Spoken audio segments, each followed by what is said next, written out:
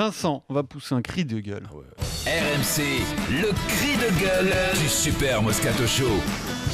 Demain soir, Biélorussie-France, premier match de la Coupe du Monde, des qualifs à la Coupe du Monde. Et nous, on attend toujours Paul Pogba. Alors, je commence par le vrai cri de gueule. Oui, vous comprenez, c'est ça l'ouverture des cris de gueule. Et oui, mais parce que moi, tout le monde, tu vois, j'aime bien le foot, vous le savez quand même si mais j'ai pas la connaissance technique, encore heureux, d'Eric, bien entendu. Mais tu vois, Pogba quand même. Alors tout le monde me dit, il est encore jeune, il est ci, il est là. Moi, ce type, je vous le dis sincèrement, bien sûr qu'il a du talent, tout ça, mais je le trouve en dedans. Même match peut-être bon, mais je l'attendais à un autre niveau. Quand tu perds contre les Portugais, il est moyenasse.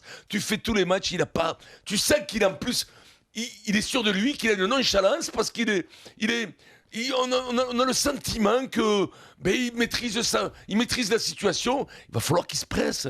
On l'attend. Qu'est-ce qu'il fait? T'étais où? T'es parti? C'est la chanson là. T'étais où? T'étais pas là? Mais sincèrement, je suis. Tout le monde me lance ça. Il me dit il est encore jeune. Non, il a 23 ans. C'est fini. Il est pas jeune. Il aura 24 ans. Il faut qu'il arrive.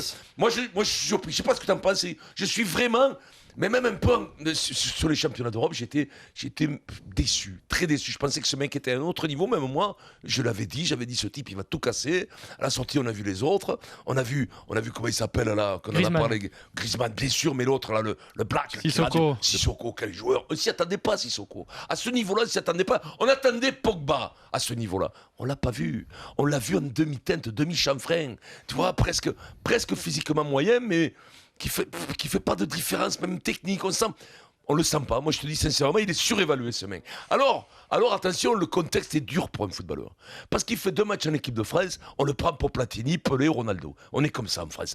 Donc, le mec, c'est dur de se préserver d'un certain boulard. Je vous l'ai dit souvent en rigolant, je le vois, il marche des fois, il se prend pour Shaquille O'Neal. Il est là comme ça. Shaquille. Ça fait longtemps qu'on n'a pas parlé de lui. Il a l'impression qu'il fait qu'il fait 2 mètres et 120 kilos. Après Vincent sur la nonchalance, Dugarry était nonchalant, Cantona était nonchalant, ça n'a rien à voir. Benzema, Martial, ça joue contre eux, ça. Non, mais du gars, il était champion du monde. Riquelme, il était nonchalant, il était très bon. Mais Eric, il était peut-être nonchalant, il sautait sur la tête à tout le monde. Non, moi, j'étais pas chalant. Non, t'étais pas chalant. Moi, j'étais pas très chalant. Chris Waddle était nonchalant, Eric, non? Mon point de vue, c'est que ces joueurs-là ont fait de telles spéculations sur ces joueurs, ce sont des produits commerciaux. Finalement, on ne sait plus où on met le sport. C'est-à-dire qu'on a l'impression que leur valeur sportive est à la hauteur de leur valeur commerciale. Mais en fait, il y a des déséquilibres qui sont considérables. Et en fait, ça grille tout le monde. On fait de ces mecs des héros en 3 sélections. Exactement. Mais même pas. Et on ne fait que spéculer. Le plus gros transfert de quoi? T'as gagné quoi? Il joue en équipe de France, il fait 3 sélections, tout le monde en parle. 100 millions. Il signe à 500 000 ou 800 000 dans des clubs. Il y a des mecs qui te prennent. Lui, il prend combien, lui? 8, 10, on ne sait plus. Ces mecs qui sont pétés. Je sais pas. Il est au-dessus de 10 millions par an, je pense. Tu te rends compte que le mec, il a 23 ans, il a prouvé des. Vincent, il est quand même 4 fois champion d'Italie avec la Juve. À 23 ans, c'est pas mal en étant titulaire la plupart des saisons. Non, mais d'accord, mais je comprends bien. Mais tu joues en équipe. Il n'est pas tout seul à aller chercher les titres là. Tu vois ce que je veux dire? La différence de individuellement de ce que vaut un joueur et comment on le place sur le marché. Ok, il a 4 titres nationaux d'un championnat. C'est pas le meilleur championnat d'Europe, à ce que je sache. C'est pas l'Espagne, c'est pas l'Angleterre. Le problème. Et à côté de ça, on veut qu'il soit extraordinaire. Mais je me mets à sa place, se lever, se regarder dans la glace tous les matins et de se dire putain, je vaux ça, j'ai intérêt à montrer. Ça doit pas être facile à vivre. Alors on se moque, mais ça doit pas être facile à vivre tous les jours. On va donner la parole au foot argent, Eric. Mais le problème de Pogba, Vincent, c'est qu'il les a même pas fait les 3 bons matchs en équipe de France. C'est sur le titre de champion du monde des moins de 20 ans que l'équipe de France a, où il est bon. Puis c'est surtout que il arrive là-bas à Turin, il s'impose rapidement. Mais c'est même avant même qu'il ait joué, parce que son transfert de Le Havre à Manchester, on en parlait déjà, il était même pas majeur. Mais il n'empêche que tu sais, les mecs, ils ont pas, que ce soit Manchester ou Turin ou encore Manchester aujourd'hui, ils n'ont pas investi sur lui en pensant que c'était une pipe. C'est que ce mec a énormément de talent. Après, le décalage qu'il y a entre son talent, ce qu'il fait sur le terrain, notamment en équipe de France, et ce qu'il représente, puisque c'est le transfert, le plus gros transfert de l'histoire du football, oui, il y a un gros décalage. Donc, Vincent, ce que tu dis là, si tu écoutes l'antenne régulièrement et notamment pendant le championnat d'Europe, ça a été dit sur les performances de Pogba. Je veux dire, personne ne l'a encensé. Et ça reste un mystère. Moi, tu sais quoi ?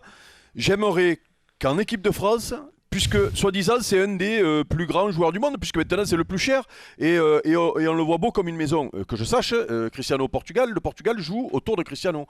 Messi joue autour de Messi. Depuis 10 ans. S'il est aussi fort que ça et si on le voit aussi beau que ça, pourquoi en équipe de France on ne le mettrait pas dans les bonnes dispositions ? Parce qu'il joue pas pour flamber en équipe de France.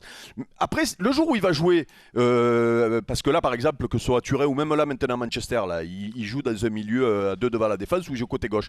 Mais mets-le comme ça. Et puis après, s'il n'est pas bon, là, il n'aura plus d'excuses et on arrêtera de se chauffer sur lui. Toujours des trucs, à un moment donné, tu es sur le terrain, Eric. Et les personnalités, et qu'elles ne jouent pas. Même si on ne joue pas pour lui, peut-être s'il faut que tous les mecs qui brillent, il faut qu'on joue pour eux. Tu vois, c'est quand même. On n'est pas au service d'un mec de 22 ans, 23 ans. Mais si en équipe de France, Didier Deschamps ne compose pas l'équipe autour de lui, c'est qu'il sait pertinemment ce qu'il vaut en termes sportifs. C'est-à-dire que c'est un élément indispensable, mais on ne va pas créer une équipe autour de Paul Pogba. C'est ça que ça veut dire. Je dis ça, je dis pas il faut le faire parce qu'il mérite qu'on le fasse.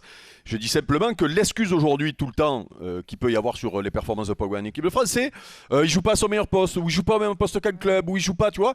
Bon, mais mettons-le dans les meilleures conditions pour voir si c'est vraiment le top player que de. Il y en a un aussi que j'aime beaucoup, qui m'inquiète quand même. C'est la même génération, c'est le petit Varane. Il est un peu en dedans.